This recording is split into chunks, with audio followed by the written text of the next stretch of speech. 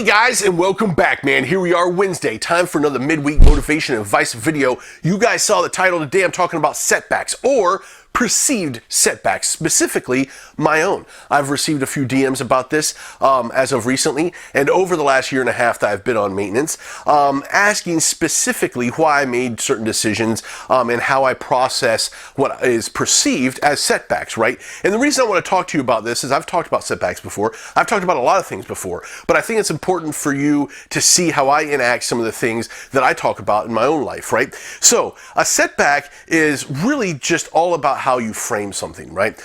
So in my own life, right, I have been as low as 190 pounds since my weight loss journey. I have been as high as 235 pounds in this last year and a half. Now, typically, that is not a very safe thing to do, to fluctuate that much. However, I'm doing those things very intentionally as I move through bulk and cut cycles in order to recomp my body, right? Now, at 190 pounds, I was about 16.7, 16.8% body fat. Now I'm at 217 pounds. I'm at 14.4 or 5% body fat, which is a heavier weight, but much more muscular, right? And for sure, I have a bit more to lose to get down to where I really want to be from a body fat percentage standpoint and overall scale standpoint, as well as just physique standpoint, right? However, a lot of people look at that temporary weight gain as setback, right? Especially if you see some of my other videos where the primary goal of this channel was to lose the weight, and you see me gaining weight back. That can be something that can be very scary to some people. And certainly, if you frame it in that way, right, if you see it as a setback, it can be very scary. However, controlling your mental state and making sure that you are doing things cognizantly is highly important to not just losing weight, but maintaining that weight loss in a healthy way, right? So, I get asked all the time, am I worried about going back up to that? Am I worried about it having a runaway effect? I am not. And the reason I am not is not because it can't happen, but because of the way that I frame everything. So when I'm going through a bulk cycle, I have a very intended purpose behind that bulk cycle, right? I try to do it as cleanly as possible. I try not to do it super dirty style with trigger foods or anything like that. And I have a specific goal in mind. Okay, I'm going to do it for this length of time, or I'm going to do it until I get up to this weight, or I'm going to do it until I get to this strength level, right?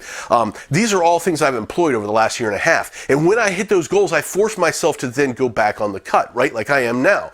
And I do that until I can get to a place where I want to be from an overall physique standpoint. That has worked for me, and I think it can work for you as well. However, it's important to understand that things that seem like setbacks to other people are not necessarily setbacks. It's all about how you frame it in your own mind, and then how you attack it and move forward, right? So, can it be a setback? Yes. Can something intentional turn into a setback? Absolutely, right? However, you have to maintain that mental clarity I preach about all the time. And choices matter, right? Everything in life comes down to a choice, right? Everything in life, no matter what it is, whether it be a goal or your emotional state or any of those types of things, all of it is a choice you make. The internal part of your body, your mental focus, your emotional state will be mirrored in the outside world, right?